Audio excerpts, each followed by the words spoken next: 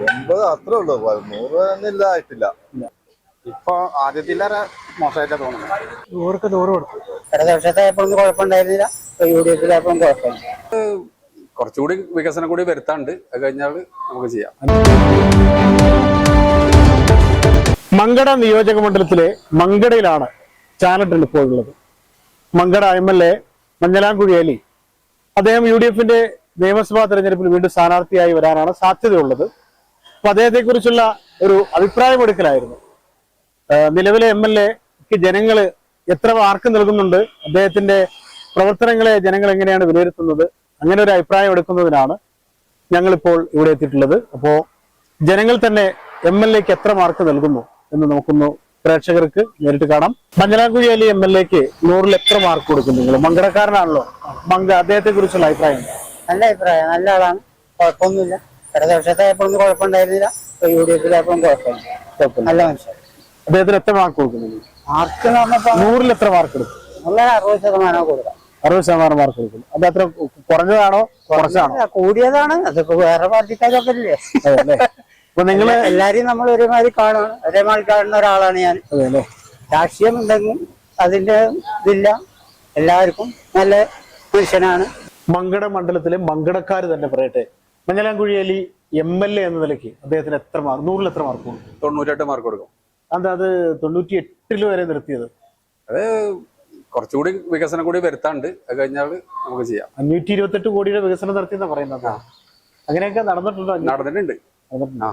അപ്പൊ 100-ൽ 98 മാർക്കും കൊടുക്കും. 98 മാർക്ക് കൊടുക്കും. മങ്കട മണ്ഡലത്തിലെ മങ്കടക്കാര് തന്നെ പറയട്ടെ, മഞ്ഞലാംകുഴി അലി MLA-ക്ക് അദ്ദേഹത്തിന്റെ പ്രവർത്തനത്തിന് 100-ൽ എത്ര മാർക്ക് കൊടുക്കുന്നു? 80. 80-ൽ നിർത്തിയതാണോ നിങ്ങളായിട്ട് കുറച്ചതാണോ? 80 അത്രേ ഉള്ളൂ, 100 എന്നില്ല ആയിട്ടില്ല. 528 കോടിയുടെ വികസനമൊക്കെ നടത്തിയെന്ന് അദ്ദേഹം പറയുന്നത്. വികസനം എന്ന് പറഞ്ഞാല് ഇപ്പൊ അതിപ്പോ എല്ലാ മണ്ഡലത്തിലും നടക്കുന്നല്ലേ. അപ്പൊ ഒരു 80 മാർക്കിൽ നിർത്തി. മഞ്ഞലാംകുഴി അലിയുടെ പ്രവർത്തനങ്ങൾക്ക് 100-ൽ എത്ര മാർക്ക് കൊടുക്കുന്നു? ഒരു 60 മാർക്ക്. 60 മാർക്ക്. അദ്ദേഹത്തിന്റെ പ്രവർത്തനങ്ങൾ എങ്ങനെ കാണുന്നു? ഇപ്പൊ ആദ്യത്തിലേറെ മോശമായിട്ടാ തോന്നുന്നത്. ഇതിന്റെ മുമ്പൊക്കെ നിന്നീന്ന് വളരെ ഉഷാറായിരുന്നു. ഇപ്പൊ ഈ പ്രാവശ്യം മോശമാണ്. 528 കോടിയുടെ വികസനം കൊണ്ടുവന്നാണ് അദ്ദേഹം പറയുന്നത്. അത് മൊത്തത്തിലുള്ള എല്ലാവർക്കും ഉണ്ട്.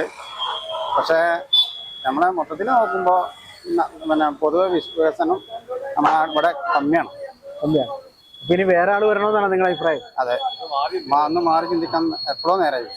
ഏത് UDF-ല് മഞ്ഞലാംകുഴി അലി മാറണമെന്നാണ്? UDF-ൽ നല്ല ആരാണെങ്കിലും പിന്നെ മൂപ്പരൊന്ന് മാറിയിട്ട് വേറെ ആരെങ്കിലും വരണം. അങ്ങനെ ആരെങ്കിലും നിങ്ങളുടെ മനസ്സിലുണ്ടോ? അങ്ങനെ പ്രത്യേകിച്ചൊന്നുമില്ല, അതൊക്കെ പാർട്ടിക്കാരല്ല തീരുമാനിക്കാണ്. മഞ്ഞലാംകുഴി അലി MLA, അദ്ദേഹം ഇവിടുത്തെ നിങ്ങളുടെ MLA ആണ്. അദ്ദേഹത്തിന്റെ പ്രവർത്തനങ്ങൾക്ക് നിങ്ങൾ എത്ര മാർക്ക് കൊടുക്കും? 100-ൽ എത്ര മാർക്ക് കൊടുക്കും? 100-ക്ക് 100 കൊടുക്കും.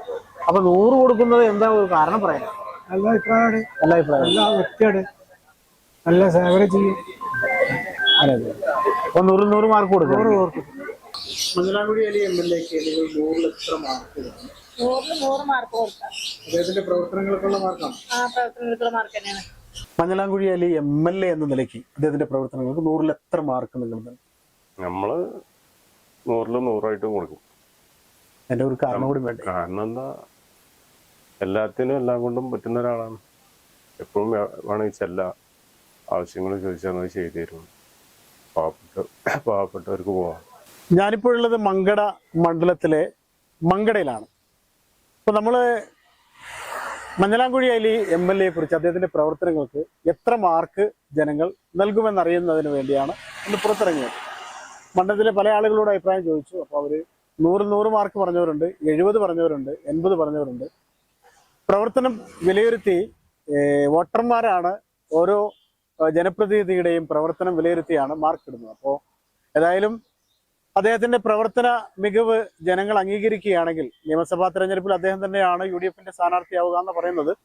അതുകൂടാതെ 1-2 പേര് പുതുമുഖങ്ങൾ വരണമെന്ന് അഭിപ്രായം പറഞ്ഞവരുണ്ട്. ഏതായാലും ഇനി നിയമസഭാ തെരഞ്ഞെടുപ്പ് വരണം. അപ്പോഴാണ് ഈ ജനാഭിപ്രായം ഏതൊക്കെ തരത്തിലാണ്, ആർക്കാണ് ഗുണം ചെയ്തതെന്ന് അറിയാൻ പറ്റുക. അതുവരെ നമുക്ക് കാത്തിരിക്കാം. ക്യാമറമാൻ ഷാഹിദ് കക്കൂത്തിനൊപ്പം ജബാർ വേണാട്, ചാനൽ 10, പെരിന്തൽമണ്ണ. കല്യാണം കഴിഞ്ഞ് കുറച്ചു കാലം ഫാമിലി പ്ലാനിങ് ഒക്കെയാണെന്നാണ് പറഞ്ഞുകൊണ്ടിരുന്നത്. പിന്നെ പതിയെ എല്ലാവർക്കും കാര്യം മനസ്സിലായപ്പോൾ ആ പ്ലാനും കൈവിട്ടു. കുട്ടികളില്ലാത്തതിനേക്കാളും വിഷമമാണ് കുട്ടികളായില്ല എന്നുള്ള ചോദ്യം സഹിക്കുന്നത്. ഒരു ദിവസം ഇവിടെ ഷോപ്പിൽ വന്നൊരു കസ്റ്റമറാണ് ഷിഫ ഫെർട്ടിലിറ്റി സെന്ററിനെ കുറിച്ച് പറയുന്നത്.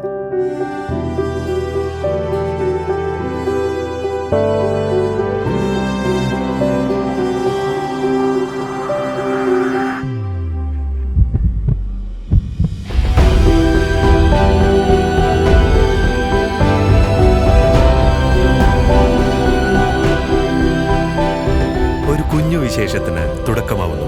ഷിഫ ഫെർട്ടിലിറ്റി സെന്റർ, കിംസ് അൽ ഷിഫ ഹോസ്പിറ്റൽ, പെരിന്തൽമണ്ണ.